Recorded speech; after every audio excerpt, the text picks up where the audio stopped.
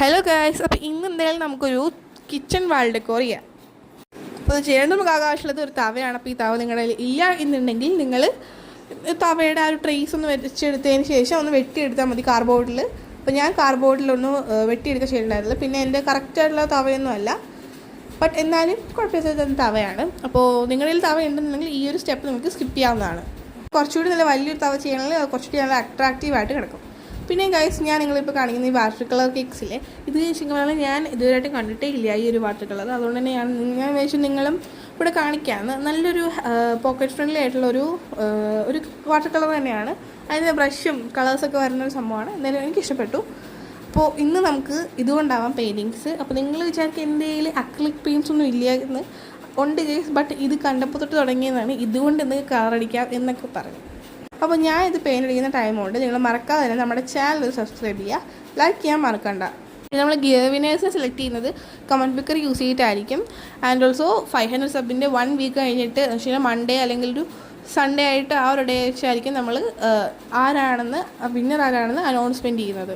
എന്താണ് ഗിയർ എന്നുള്ള ആ ഒരു സംഭവത്തിൻ്റെ നെയിം എന്താണെന്ന് വെച്ച് കഴിഞ്ഞാൽ 400 സബ് കഴിഞ്ഞ് ഉടനെ തന്നെ നമ്മൾ റിവീൽ ചെയ്യുന്നതായിരിക്കും. പിന്നെ വേണമെങ്കിൽ നിങ്ങൾക്ക് തന്നെ സജസ്റ്റ് ചെയ്യാവുന്നതാണ്. സബ്സ്ക്രൈബ് ചെയ്തിട്ട് എല്ലാവരും സബ്സ്ക്രൈബ് ചെയ്തിട്ട് ഗീവയിൽ പാർട്ടിസിപ്പേറ്റ് ചെയ്തോ. ചിലപ്പോൾ നിങ്ങൾക്കാണ് ഈ ഗീവ് കിട്ടുന്നതെങ്കിലോ. സോ പാർട്ടിസിപ്പേറ്റ് ആവും.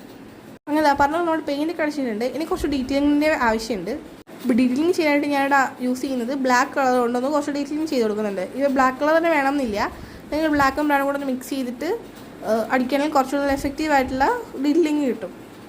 അങ്ങനെ പെയിൻറ്റിങ് ഡീറ്റെയിലിംഗ് കഴിഞ്ഞിട്ടുണ്ട്. ഇനി നമുക്ക് കോട്ട് ചെയ്ത് കൊടുക്കുന്ന ടൈമാണ്. അപ്പോൾ ഞാനിവിടെ മമ്മിക്ക ദാബ എന്നാണ് എഴുതി കൊടുക്കുന്നത്.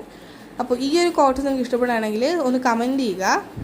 ഇത് ഈ മമ്മിക്ക ദാബ എന്ന സംഭവം ഞാൻ ശരിക്കും ഗൂഗിളിലും പിൻട്രസ്റ്റിലൊക്കെ ആയിട്ട് കുറേ ഞാൻ സെർച്ച് ചെയ്തപ്പോൾ കിട്ടിയൊരു വേർഡാണ്. അപ്പോൾ ഞാൻ വിചാരിച്ചു ഇതിനെ എഴുതി കൊടുക്കാം, മമ്മിക്ക ദാബ എന്ന് എഴുതി കൊടുത്തിട്ടുണ്ട്.